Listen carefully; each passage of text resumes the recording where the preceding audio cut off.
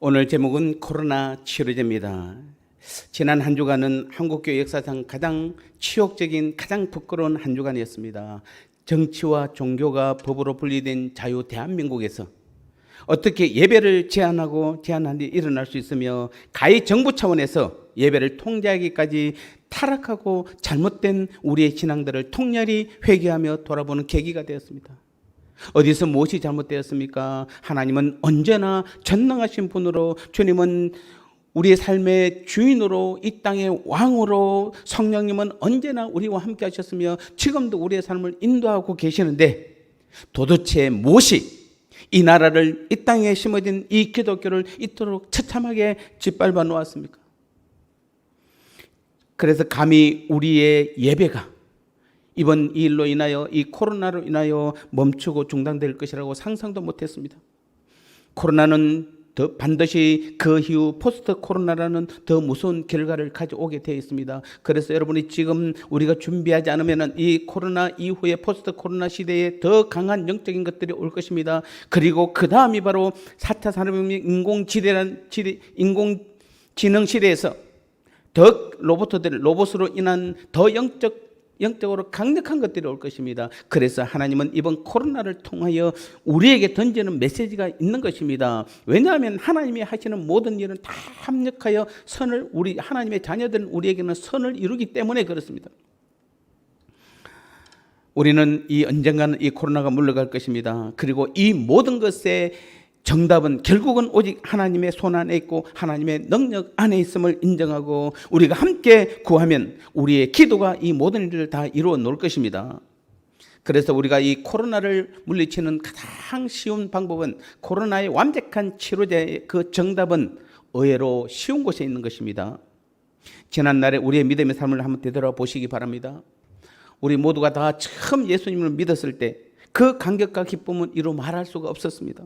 모든 것을 다 할 수 있을 것 같았고 어떠한 두려움도 없었습니다. 주님 한 분이면 다 해결될 것 같은 확신에 참 믿음이 있었습니다. 저는 지금도 기억이 납니다. 그때 빌보서 4장 13절을 읽으면서 내게 능력 주시는 자 안에서 내가 모든 것을 할 수 있다는 그 말씀을 들을 때 온몸의 전율을 느끼고 모든 것을 다 할 수 있다는, 정말 그런 줄 알았습니다. 조금도 의심하지 않았습니다. 그래서 실제로 그때는 제 삶을 통하여서 하나님의 능력들이 많이 나타났습니다. 그런데 시간이 지나고 신앙의 연륜이 쌓일수록 그 담대함과 확신은 간 곳이 없고 의심과 실망, 삶에 대한 두려움으로 채워지고 있는 지금의 내 모습을, 우리의 모습들을 보게 되는 것입니다. 무엇입니까? 무엇이 우리를 그토록 무능하게 만들었고 무력하게 만들었습니까? 저는 오늘 여러분에게 우리의 신앙과 믿음의 삶에 있어서 어떤 코로나 치료제보다도 더 강력하고 확실한 치료약을 주고자 하는 것입니다. 이 치료약은 여러분의 모든 신앙의 삶과 믿음에서의 어떤 문제들도 다 해결할 뿐 아니라 영원히 바른 길로 이끌어 갈 것입니다. 아무리 큰 문제도 능히 해결할 것이며 어떠한 조건에서도 우리를 강하게 지켜주실 것입니다. 이것만큼 확실하고 분명한 것은 이 땅에 없는 것입니다. 그 강력한 핵폭탄은 바로 예수님이고 우리 예수님의 복음인 것입니다. 여러분, 하나님은 우리를 구원하시고자 하나님의 자녀로 삼아 주시기 위해서, 이 땅의 모든 문제를 해결해 주기 위해서, 우리를 죽음에서 건져 주시기 위해서 이 땅에 보내신 분이 바로 예수님이세요. 그 예수님은 원래 우리를 죽음에서 건져주시고 하나님의 자녀로 만들어주기 위해서 오신 분이 그 예수님이세요. 그래서 그 예수님은 오늘도 복음을 통해 우리들의 신앙의 삶에서 가장 강력하게 일하시고 역사하시고 계시는 것입니다. 누구든지 이 예수님을 의지하고 복음을 믿기만 하면 이 땅에 어느 누구도 감히 이기지 못하며 덤비지 못할 것입니다. 어찌 감히 코로나가 예수님을 덤벼들 수 있겠습니까? 이 놀라운 사실을 먼저 깨닫고 자신의 모든 삶을 주님께 바친 사람이 바로 바울이었습니다. 바울은 그토록 많은 세상의 강력한 능력들을 자신이 가졌음에도 불구하고 그 모든 것을 다 버릴 수 있었던 것은 천국의 가장 값진 진리인 예수님을 찾았고 예수님의 복음을 찾았기 때문에 자신의 모든 소유를 바쳐서 예수님과 그 복음을 산 것입니다. 그러니 바울은 복음을 부끄러워하지 않는다고 선언한 것입니다. 그는 복음을 자랑스럽게 여겼고 복음을 최고의 가치로 여겼고 그 복음을 위해 삶의 전부를 걸었고 그의 전생애를 경주했으며 끝내는 복음을 위하여 참소형을 실제로 당했던 것입니다.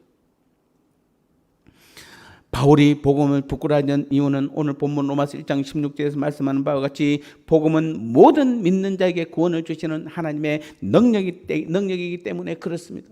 복음은 모든 믿는 자들에게 구원을 주시는 어떤 문제도 해결하시고 죽음에서 건져주시는 하나님의 능력이라고 바울은 확실하게 고백했던 것입니다.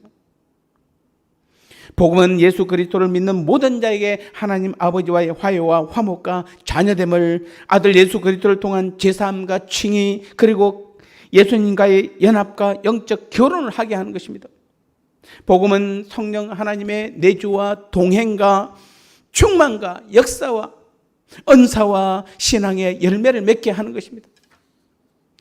복음은 예수님의 그 복음은 나 중심의 삶에서 주님 중심의 삶이라는 획기적인 태도의 변화를, 그리고 영원하고도 풍성한 무한한 생명은 영원한 생명을 가져다 주는 것입니다.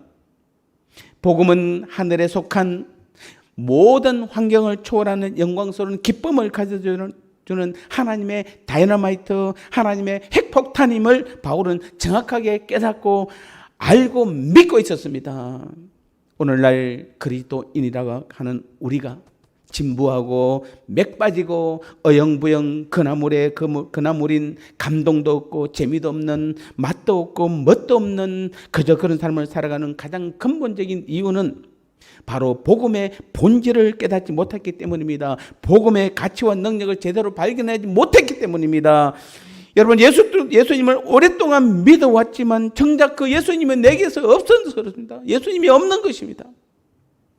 지금 여러분의 가슴 속에, 여러분의 신앙 속에, 매일매일의 여러분의 삶 속에, 직장에서, 사업대에서, 가정에서, 학교에서, 심지어 오늘 예배 드리고 있는 이 교회에서 여러분 예수님이 계십니까?